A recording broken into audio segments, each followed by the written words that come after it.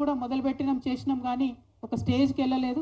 ఇది మళ్ళీ ఒకసారి ప్రారంభమైంది, ముందుకెళ్ళాలని చెప్పి మనస్ఫూర్తిగా ఆశీర్వదించి ఒక కార్యకర్తగా ఎక్కడికంటే అక్కడికి వస్తా అని చెప్పినందుకు, మరింత ధైర్యాన్ని ఇచ్చినందుకు ధన్యవాదాలు తెలియజేస్తా ఉన్నానన్న. అట్లనే మా తమ్ముడు సుందర్రాజు గారు మోడరేటర్గా ఉన్నారు కానీ ఇంటింటికి పూలే ఫోటో పంపాలి, రాములవారి అక్షంతలు పంపినట్టని పోటీ కార్యక్రమాన్ని సూచన చేసినారు. మరి దాని మీద కూడా ఆలోచన చేద్దాం తప్పకుండా. అట్లనే మన బయ్యస్వామి అన్నగారు ప్రత్యేకించి ఒకటే సెంటెన్స్లో చెప్పేసిండ్రు, విగ్రహ సాధనకు అన్నిటికీ మా ముదిరాజుల మద్దతు ఉంటుందని. అన్న వెళ్ళిపోయినట్టున్నారు, అన్నకు ప్రత్యేకంగా ధన్యవాదాలు. అట్లనే తమ్ముడు చిరంజీవి ఆరకటిక గారు మాట్లాడుతూ చాలా విషయాలు చెప్పిండ్రు, కానీ మెయిన్ విషయం చెప్పింది ఏంటంటే విద్య మీద కేసీఆర్ గారు బాగా ఫోకస్ పెట్టిండ్రు. అదే ఫోకస్ని దేశవ్యాప్తంగా అన్ని రాష్ట్రాలకు ఆ స్ఫూర్తిని మనం ఇవ్వాలని చెప్పినందుకు మీకు ధన్యవాదాలు. మా చెల్లి మాధవి మాట్లాడుతూ మరి చాలా విప్లవాత్మకమైనటువంటి సూచన చేసింది. గవర్నమెంట్లు చేసేదేంది, మనమే ఊర్లలోకి పోయి జనగణన చేద్దామని చెప్పింది. మరి మీ అందరూ ఓకే అంటే ఆ పని కూడా చేసుడే ఉంటుంది నెక్స్ట్గా, వేరే ఆలోచన ఏం లేదు. అట్లనే ఢిల్లీ ఆర్ గల్లీ మనం ఉద్యమాలు చేయాలని చెప్తూ యూత్కి ముఖ్యంగా అవకాశాలు ఇవ్వాలని మాధవి చెప్పింది.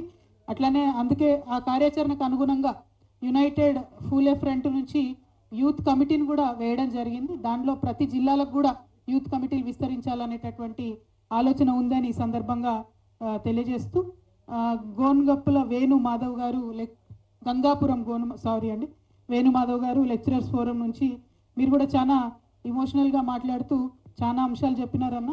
డెఫినెట్లీ మీరు అన్నట్టు అర్బన్ రూరల్లో ఉన్నటువంటి బీసీల యొక్క పరిస్థితులను అంచనా వేసుకునే కేసీఆర్ గారు రూరల్ ఎకనామీ రీఛార్జ్ అనే ప్రోగ్రామ్ని తీసుకొని ఎక్కువగా కుల వృత్తులకు ఆనాడు గ్రామాల్లో ఉన్న వాళ్ళకి ఇచ్చిర్రు. అప్పుడేమో ఎగతాలు చేసిర్రు, బీసీలు అంటే గొర్రెలకు బర్రెలకు ఇస్తారా అని అన్నారు. కానీ ఎక్కడ ఎవరు ఏ పని చేస్తూ ఉన్నారో వాళ్ళకి ఇంకొంత మద్దతు ఇవ్వాలి ప్రభుత్వం నుండి అనేటటువంటి ఆలోచనతో ఒక కార్యక్రమం అంటే ఇమీడియట్ రిలీఫ్ కింద ఆ కార్యక్రమం గౌరవం అప్పటి ముఖ్యమంత్రి గారు చేసినారు. బట్ మీలాంటి ఇంటలెక్చువల్స్కి నిజంగా అవసరం ఉంది అన్న. యూపీఎఫ్ ఆధ్వర్యంలో ఇంటలెక్చువల్ ఫోరం కూడా పెడతామంటా ఉన్నారు. అట్లాంటి వాటిల్లో మీ యొక్క రీసెర్చ్ని కానీ డైరెక్షన్ కానీ ఇవ్వవలసిందిగా రిక్వెస్ట్ చేస్తూ ఉన్నానండి. అట్లానే అన్న రాధాకృష్ణ అన్నగారు విశ్వబ్రాహ్మణ మంచి ఎంటర్టైనింగ్ స్పీచ్ ఇచ్చిరన్న, కానీ మీనింగ్ఫుల్ స్పీచ్ ఇచ్చారు. మనం కూడా మీకు గుర్తున్నట్టయితే తెలంగాణ ఉద్యమం సాధించేటటువంటి సందర్భంలో మొదలు 2001లో కేసీఆర్ గారు మూమెంట్ స్టార్ట్ చేసినప్పుడు, జయశంకర్ సార్ మూమెంట్ స్టార్ట్ చేసినప్పుడు ఆనాడు తెలంగాణ అంటే ఇది వచ్చేదా తీయా పోయేదా తీయ అని అన్న వాళ్ళే ఎక్కువ మంది ఉన్నారు. కానీ 2009లో ఎప్పుడైతే కేసీఆర్ గారు దీక్ష చేసి కేంద్రం తెలంగాణ ప్రకటించిందో అప్పుడు ఒక విశ్వాసం వచ్చింది. సో ఇవాళ పూలే విగ్రహం అనో ఇంకోటనో 100 అంశాలు పెట్టడానికి కారణం ఏంటంటే చిన్న చిన్న విజయాలు చాలా స్ఫూర్తినిస్తాయి. చిన్న చిన్న విజయాలు పెద్ద కళలను సాకారం చేసుకోవడానికి తప్పకుండా మనందరికి ఒక చేతనను కలిగిస్తాయి, నిరంతరం ఆ జ్వాలను అట్లనే రగిలించి ఉంచుతాయి. కాబట్టి అనేకమైన చిన్న అంశాలను పట్టుకొని ముందుకు వెళ్తూ ఉంటే పెద్ద కళలకు అనే రోజు కూడా ఒకటి వస్తుంది, రాజ్యాధికారంలో వచ్చేటటువంటి రోజు కూడా వస్తుంది. మీరు మాత్రం సప్పట్లు కొట్టాలి. ఇప్పుడు మీరు అందరితో కొట్టించారు కదన్న. బట్ థ్యాంక్ యూ అన్న, రియలీ గుడ్. నిన్న యాక్చువల్గా కూర్చొని ఇదే డిస్కషన్ చేసుకున్నాం, కళలు ఎందుకు మన వాళ్ళు పెద్ద గనలేకపోతున్నారు అన్నది, దాని వెనుకున్నటువంటి సామాజిక నేపథ్యాన్ని అన్నింటినీ కూడా మాట్లాడుతూ వచ్చినాం. వండర్ఫుల్ అన్న, you should write more. Thank you. Kurapati Mohan గారు పద్మశాలి అన్నగారు మాట్లాడుతూ ఇక్కడ లోకల్గా ఒకప్పుడు మురళీ మనోహర్ గారి ఆధ్వర్యంలో విగ్రహం పెట్టేటటువంటి ప్రయత్నం చేస్తే ఆ సందర్భంలో ఎట్లా వ్యతిరేకత వచ్చిందని చెప్తూ అట్లా వచ్చినా పెట్టినాం కాబట్టి ఒక డిస్కషన్ స్టార్ట్ అయిందన్నారు. బీసీ విద్యా సంస్థలు కూడా మేము ఆర్గనైజ్ చేసుకుంటే ఎన్ని ఇబ్బందులు అవుతున్నాయని కూడా మీరు చెప్పినారన్న. ఇబ్బందులు వస్తూనే ఉంటాయి, ఆర్గనైజేషన్ అయితే ముందుకు పోతూనే ఉండాలి. We are with you. మీ హక్కుల కోసం శాసనం చేయాలని చెప్పినారు, ఆ చట్టబద్ధత సాధించడానికే ఈ కార్యాచరణ పెట్టినామని చెప్పి మీకు తెలియజేస్తూ, అట్లానే మన కుమ్మరి సంఘం అన్న రాలే, తర్వాత బోయ ప్రసాద్ అన్న గారు మాట్లాడుతూ ఫస్ట్ టైం మాకు కాల్ వచ్చింది ఫూలే ప్రోగ్రామ్కి అన్నారన్న.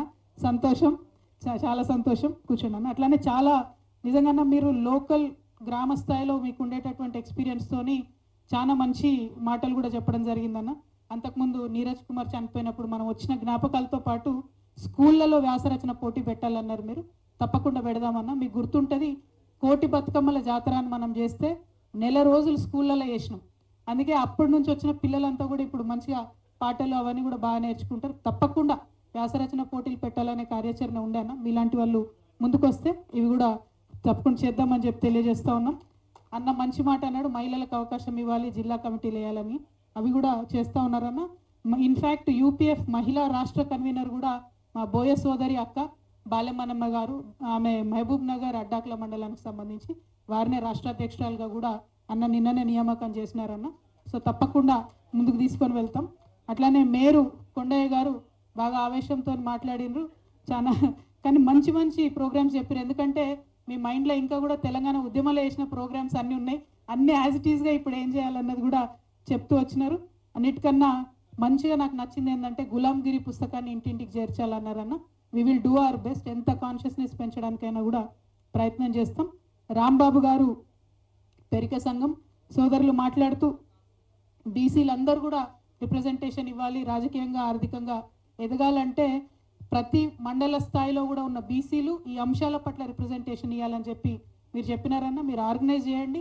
ఇప్పటికే చాలా మంది యూపీఎఫ్ నాయకులు, జాగృతి నాయకులు ప్రతి ఎమ్మెల్యే గారి ఇంటికి వెళ్ళి అసెంబ్లీలో విగ్రహం పెట్టండి అన్న, 42% రిజర్వేషన్ కోసం సహకరించండి, 2,000 కోట్లు 20,000 కోట్లు బడ్జెట్లో పెట్టండి అని ఇప్పటికే రిప్రజెంటేషన్ స్టార్ట్ చేసినారు.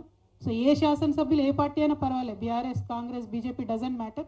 శాసనసభ్యులకు వెళ్ళి ఇప్పుడు త్వరలోనే అసెంబ్లీ ఉంది కాబట్టి అవకాశం ఉన్న కాడల్లా రిప్రజెంటేషన్ ఇచ్చి ప్రెషర్ పెంచడం అన్నది మంచి ఆలోచన అని కూడా అనుకుంటా ఉన్నాను. థ్యాంక్ యూ అన్న. అట్లానే నాయి బ్రాహ్మణ తమ్ముడు యూనివర్సిటీ విద్యార్థి ఉద్యమ నేపథ్యంలో వచ్చినటువంటి వ్యక్తి కాబట్టి చాలా బ్యూటిఫుల్గా రాజారాం గారు చెప్పినటువంటిది యాజ్ ఇట్ ఈస్గా మీరు ఇంకా విస్తారంగా చెప్పిండ్రు. మండల్ కమిషన్లో ఉన్న 42 పాయింట్స్ టేకప్ చేయాలని ఉన్నది. కాకపోతే పెద్ద ఎజెండా పెడితే అందరు భయపడతారు.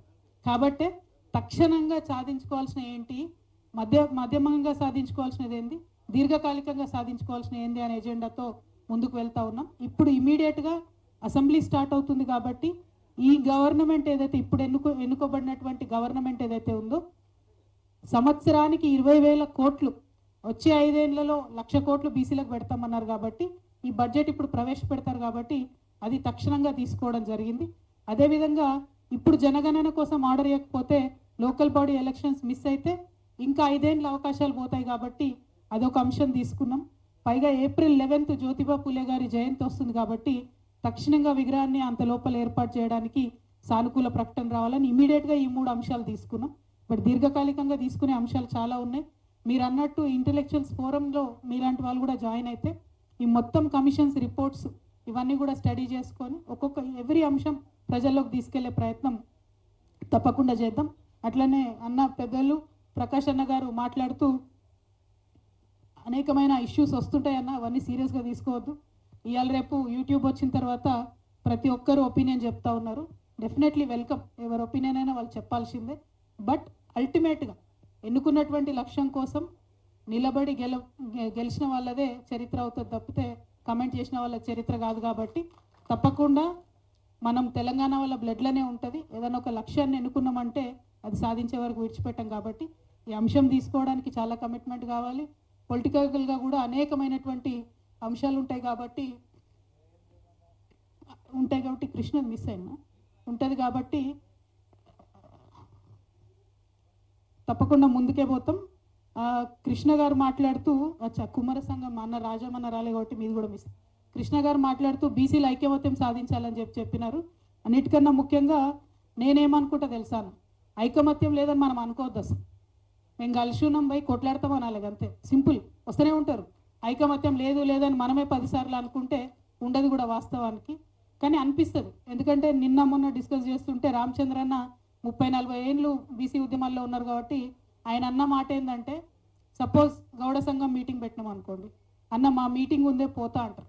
కానీ బీసీ సంఘం మీటింగ్ అని పెడితే గదేదో మీటింగ్ ఉందటనే పోయేస్తా అంటారట. అంతే డిఫరెన్స్ ఉంది. బీసీ అనే పదాన్ని ఓన్ చేసుకుంటే అన్ని కులాలు దగ్గరకు వస్తాయి, బలపడతాయని అన్న చెప్పినారు. బట్ నేను అనుకోవడం ఏంటంటే